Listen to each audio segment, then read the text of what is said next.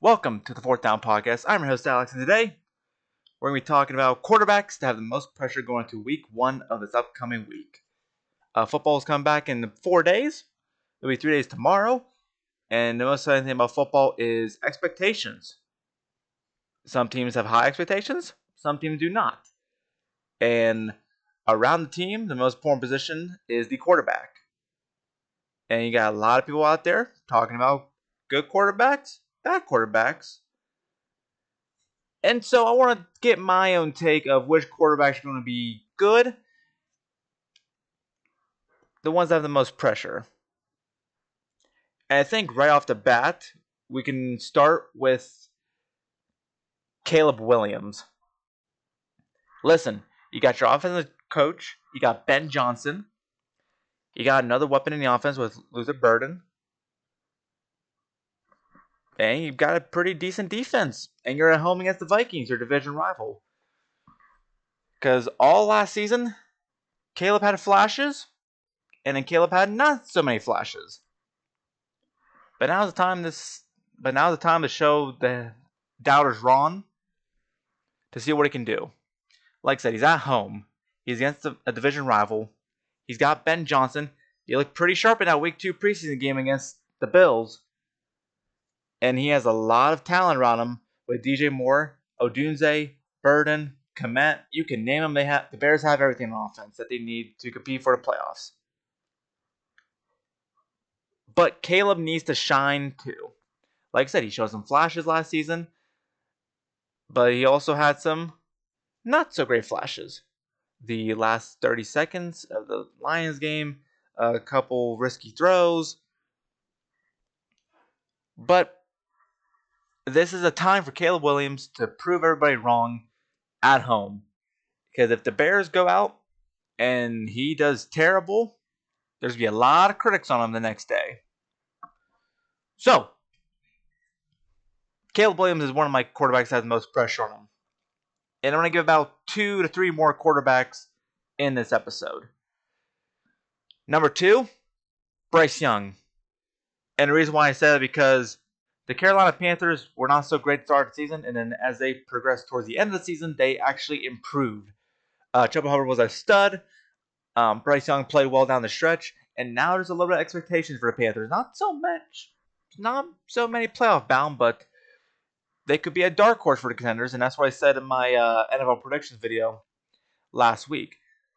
I think Carolina has a talented roster. I think they can be a dark horse as a wild card, or if not, be a dark horse win division, because that is not a tough division, to be honest.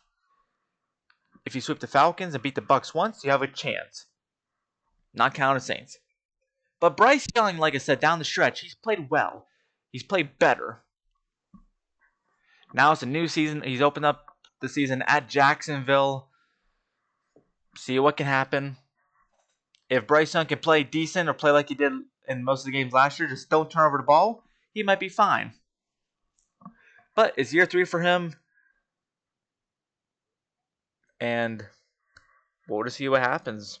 They got Torrey McMillan, so a big wide receiver help for him. So that's what I mean. There's a lot of critics about Bryce Young saying that the Panthers reach for him, the Bears want to trade. This is a big year to find out if Chicago actually won that trade. Because now Bryce Young can take that next step. So, yeah, Bryce Young is my quarterback that has the most pressure. Another quarterback which I think has the most pressure heading into week 1 is Aaron Rodgers. And why do I say Aaron Rodgers? Well, his done with the Jets.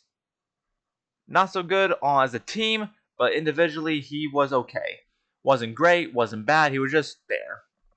He just there having a fun time, throwing only 28 touchdowns to 11 interceptions.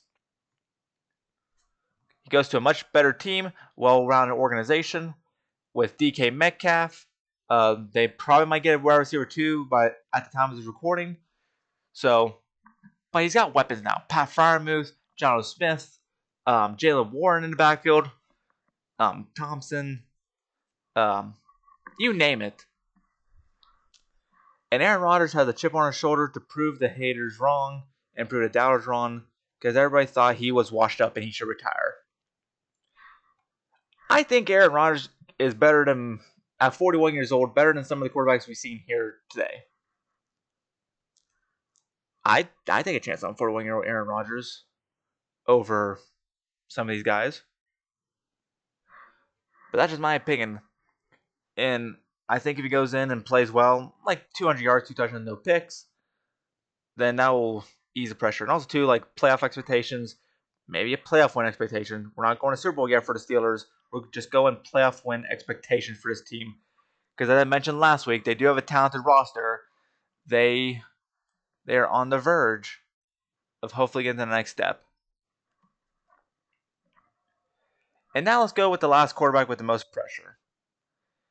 You know, it's fun picking these quarterbacks that, you know, in the offseason, Kirk's been heavy upon, and they want to make sure that they would succeed.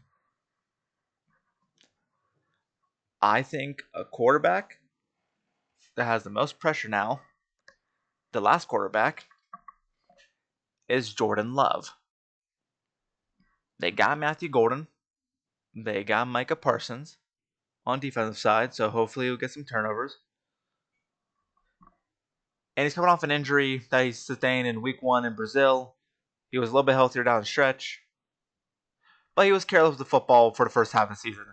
Pretty much throwing a pick in the first 6, 7 straight games. So why does he have pressure? He's 11 wins, made a playoff last season. It's finally because he has a wide receiver 1 in Matthew Golden. He's got talent around him. He's got a defense that improved. And he's at home against Detroit, a team that he could not beat last season. Now, sure, he played well, especially in the second game, not the first game. But you're at home, division rival, high expectations now for the Packers since acquiring those two people. If Jordan Love comes out and just flat out stinks, it's gonna be